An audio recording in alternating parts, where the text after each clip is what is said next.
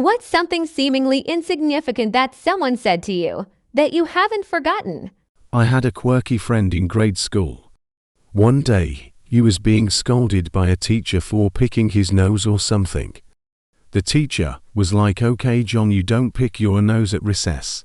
And John was like, "No, you don't pick your nose, but I pick my nose." Like a "don't lie to me" kind of thing. It was hilarious.